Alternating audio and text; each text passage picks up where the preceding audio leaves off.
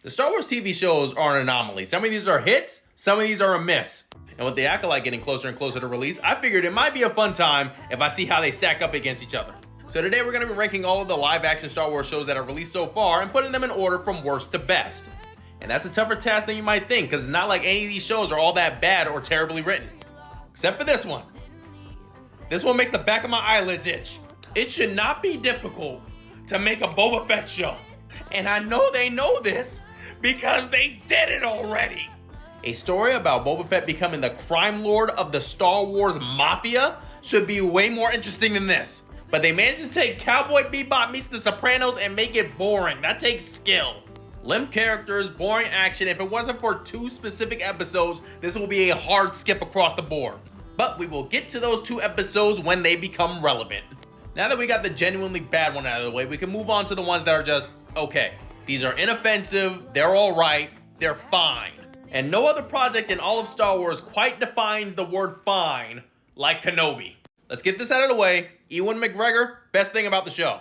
Watching him portray a truly dejected and hopeless version of Obi-Wan Kenobi is all I honestly wanted from this show.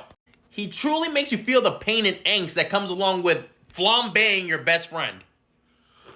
And I'll be honest with y'all, even though the gruff and world-weary old man finding redemption through his talkative young sidekick is kind of overdone as a trope, the actress for young Leia does a damn good job, and I really do love seeing these two together.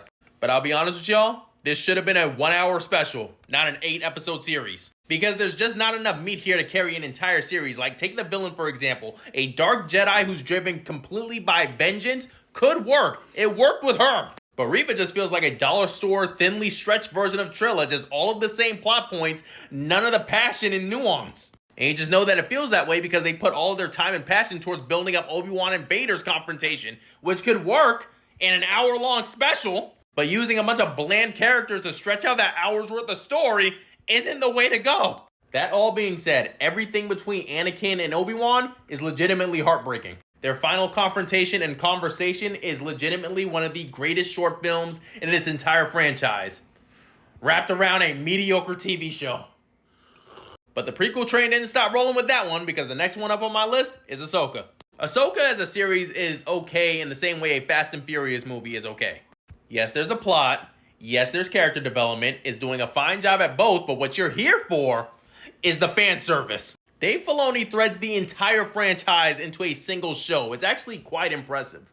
Watching Ahsoka from the Clone Wars train Sabine from Rebels in order to fight Thrawn from the books with the help of her master from the prequels.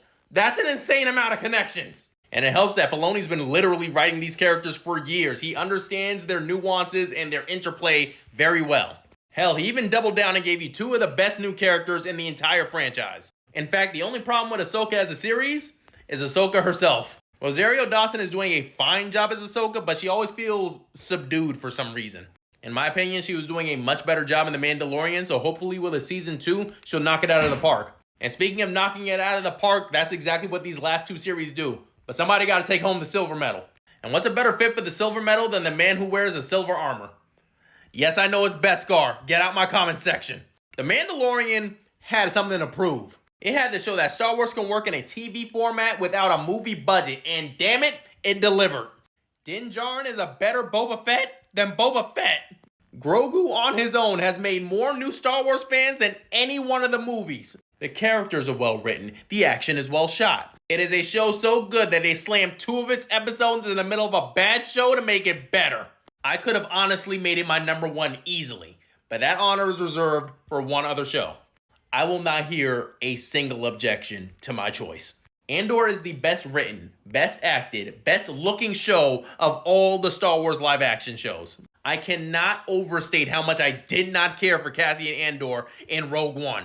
But watching his character go from self-serving to self-sacrificing throughout the run of the entire series is truly an experience. And that's not even mentioning the set pieces, the breakout, the riot, the heist. Pick a scene. In fact, I'm going to be honest with you guys. My favorite show is The Mandalorian. So you already know, I'm not lying to y'all. And I know some of you aren't going to agree with my ranking because Star Wars can be a little divisive. But if you feel that way, just remember, this is an objectively correct list. And if you have a different opinion, your opinion is wrong. But as always, I want to hear from you guys. Which one is your favorite Star Wars live action show? And what's a character that you think deserves a series? Whatever your answers be, leave it in the comments. Let me know.